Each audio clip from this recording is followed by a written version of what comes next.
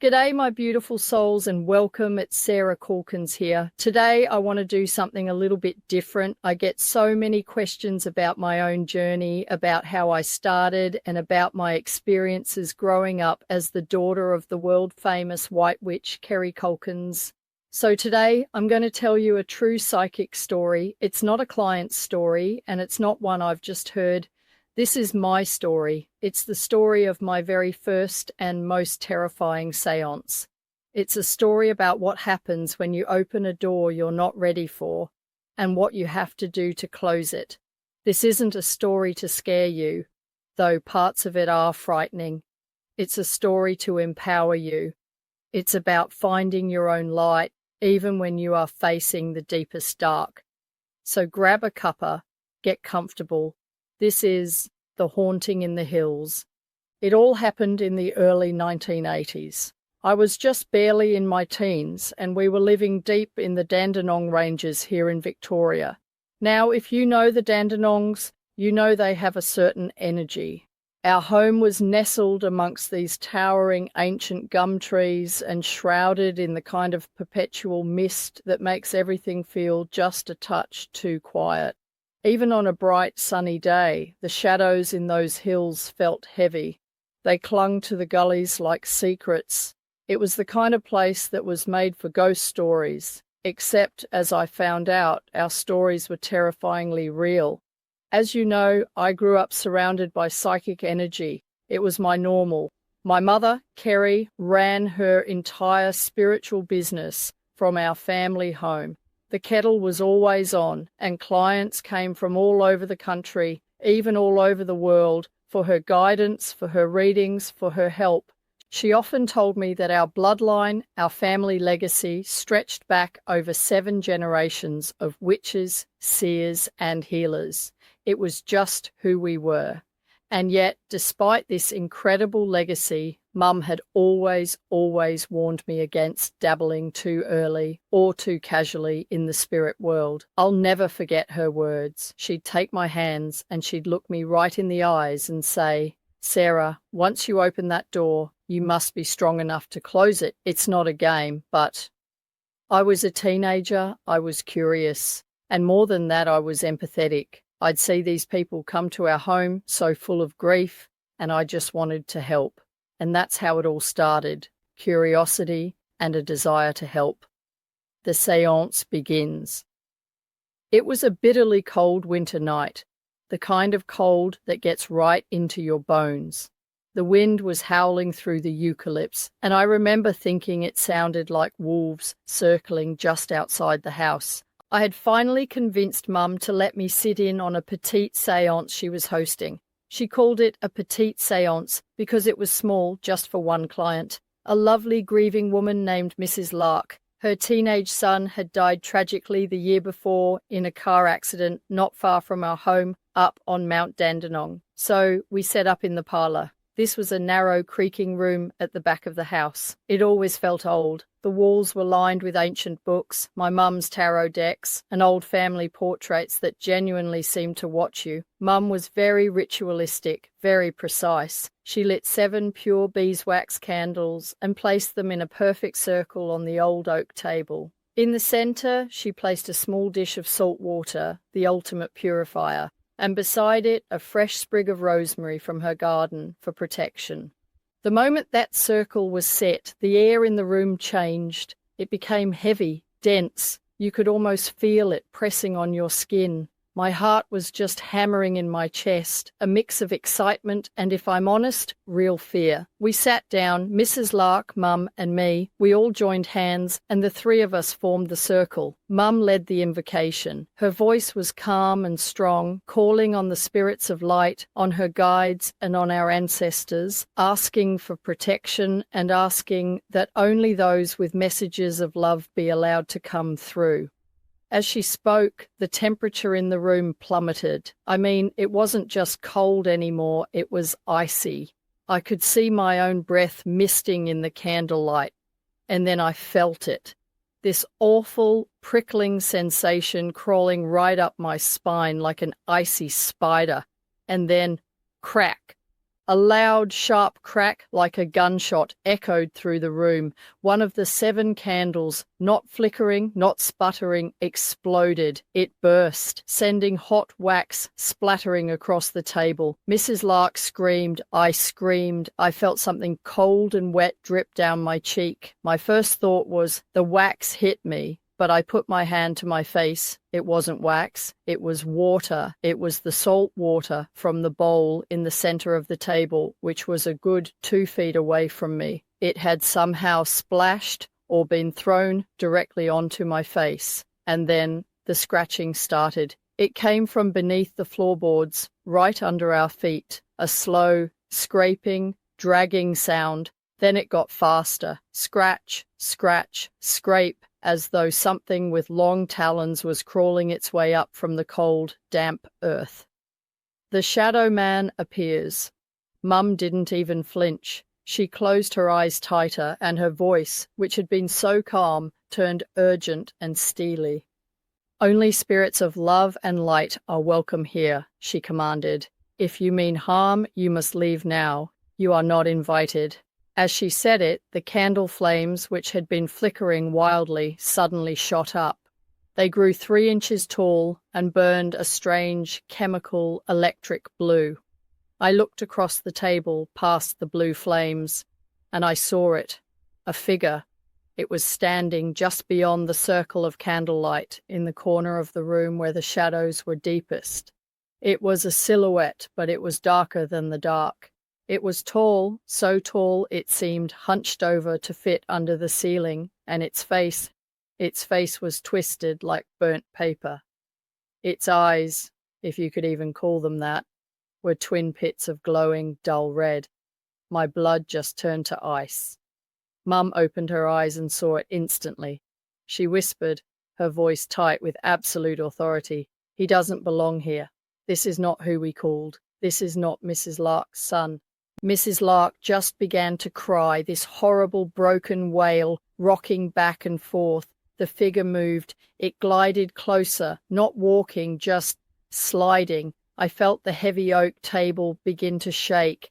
My breath caught in my throat. I couldn't move. The thing leaned toward me, right towards me, and I heard it. I heard it whisper in a voice that didn't use lungs. It sounded like wind blowing through a graveyard, like dry leaves scraping on a tombstone. It said, "You called me. You can't send me back." Pure primal terror shot through me. I tried to pull my hand from the circle. I tried to run, but Mum gripped my hand like a vice. "Don't you dare!" she shouted, her voice like a whip. "Don't break the chain. He wants you to." I understood instantly. Breaking the circle, breaking our joined hands, would break the protection. It would be like opening the door of a submarine while you're at the bottom of the ocean. The room began to spin. The shadows in the corner stretched and pulsed. I saw flashes of things I cannot to this day fully describe. A forest made of bones, a face with no skin. I heard children whispering, but they were whispering backwards. The possession, and then, without any warning, Mrs. Lark, the grieving mother, shrieked. It was a sound I will never, ever forget. She arched her back and then collapsed forward onto the table. Her body began to convulse, and then she started to laugh. It was this deep, guttural male sound that turned my blood to ice. It was a sound of pure mockery, of pure hatred. It wasn't her, it was inside her, and in that exact moment, all 6 remaining candles went out all at once. But we were plunged into total, absolute blackness. The only sound in the world was that horrible guttural laughter and the sound of Mrs. Lark's body thrashing on the table. I could hear Mum in the dark, her voice shaking but furious. She was chanting louder and louder in a language I didn't recognize at first. She was invoking every spirit of protection she knew by name, calling on archangels, calling on our ancestors, her voice a weapon in the dark. The laughter stopped, and then a scream erupted from Mrs. Lark's mouth. It was long, inhuman, and so full of rage it felt like a physical blow. In the blackness, I saw the tiny spark as Mum struck a match. With a trembling hand, she relit a single candle. Its weak, flickering light revealed the horror before us. Mrs. Lark's head was snapped up, her eyes were open, and they were black, not rolled back. The entire eye, from edge to edge, was a pit of oily blackness, and the shadow figure, the shadow man, was standing behind her. Its long, twisted hands were on her shoulders, as if it was holding her like a puppet. I thought I was going to faint. I thought I was going to die. But then I remembered what Mum had taught me since I was a little girl. I remembered who I was. The protective ritual. My hand, my free hand, shot out. I grabbed the bowl of salt water from the center of the table, and with all my strength I flung its contents directly at the shadow. The second the holy salted water hit the entity, it hissed. It sounded like water hitting a blazing hot fire. It recoiled, pulling its hands back from Mrs. Lark as if it had been burned. That was the moment Mum needed. She reached into her pocket and pulled out her emergency bundle, something she carried everywhere. It was a small twist of cloth containing dried rosemary, sage, and most importantly, iron shavings. Iron is an ancient repellent to dark spirits. She threw the entire bundle directly into the candle flame. The herbs ignited with a burst of white, purifying smoke that filled the room with the most beautiful, clean scent. And together, Mum and we shouted, our voices as one. We shouted the banishment incantation that I had been taught, but had never used in true battle.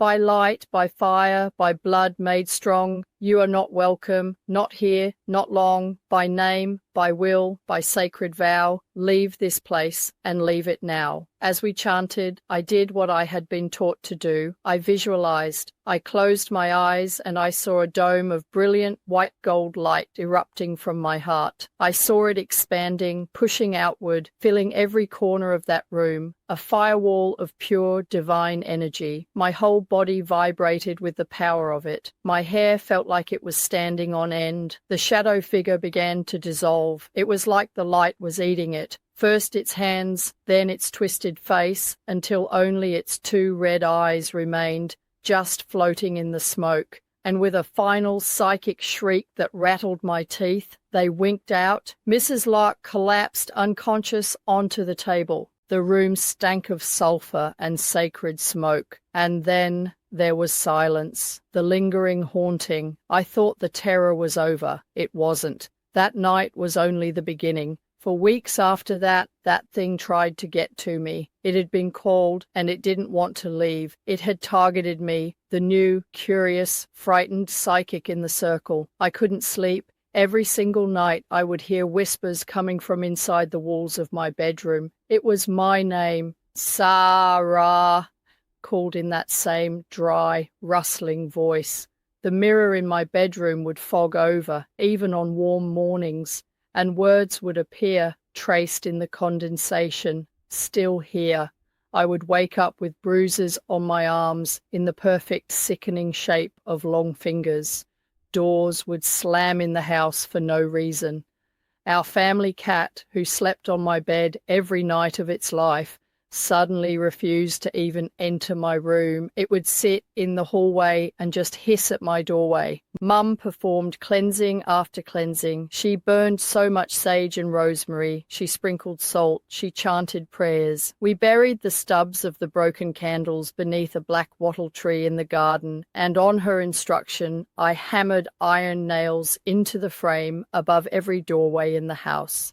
Slowly, very slowly, the activity subsided, but that feeling, that awful feeling of being watched, it didn't truly leave for months. I learned I had to do the cleansing myself. Mum's protection was wonderful, but this thing had attached to me. I had to be the one to claim my own power. So every single night before bed, I would stand barefoot on the cold timber floor of my room. I would sprinkle salt in a circle around my bed, and I would stand there, my voice shaking but getting stronger every night, and I would visualize that white gold fire filling every corner. I would call on our ancestors, on my guides, and I would say, "Only love and light may dwell here. You are not welcome. You must go." And gradually the whispers stopped. The bruises faded. My cat came back into my room. The shadow had gone, or at least it could no longer reach me. Psychic insights, the lessons, that experience, that was my true initiation. It wasn't gentle. It was terrifying. It wasn't just psychic work. It was spiritual warfare, but it taught me 3 vital truths that I have built my entire life and my practice upon. 1. The spirit world is not a parlor game. It's not a toy. These are real energies, real consciousnesses. You must treat it with the utmost respect. 2. Not every spirit is lost and gentle. Not every spirit is your lovely grandmother waiting to say hello. Some are hungry. Some are negative, and you must be prepared for that. And 3, and this is the most important one, we are not powerless. Since that day, I have dedicated my life to teaching others how to protect themselves, how to recognize the signs of a spiritual infestation or a negative attachment, and how to fight back, not with fear, but with light, with intention, and with ancestral strength. If you ever feel something unwanted near you, if you feel that icy chill, that sense of being watched, I want you to remember these steps. First, cleanse. Sprinkle salt at your thresholds, your doors and your windows.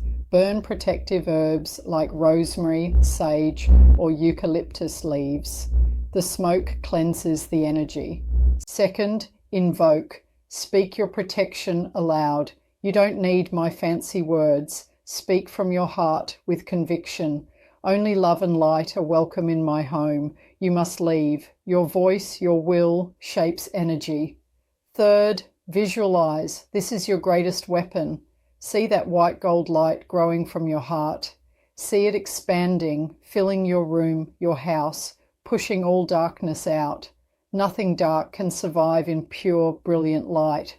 Fourth, close the door. If you're meditating or connecting, always thank and dismiss any spirit after you're done. You wouldn't just hang up the phone without saying goodbye. Be polite, but be firm. Thank you for your messages. This session is now closed. And finally, never ever show fear. Fear is food to darkness. It's what it feeds on. Starve it with your light. Starve it with your courage. That night scarred me, but it also forged me. It made me strong. It taught me that even in the deepest, most terrifying shadow, the light always answers when you call it. And that, my dear, is a truth you must hold on to always. If you have a spirit that's hanging around, if you're experiencing something that's giving you grief and you feel frightened, please know you are not alone. Feel free to get in touch. We can talk about it. Thank you for listening to my story. I'm sending you all so much love and the most positive, protective energy. Blessings, and bye for now. Kerry Kulkens.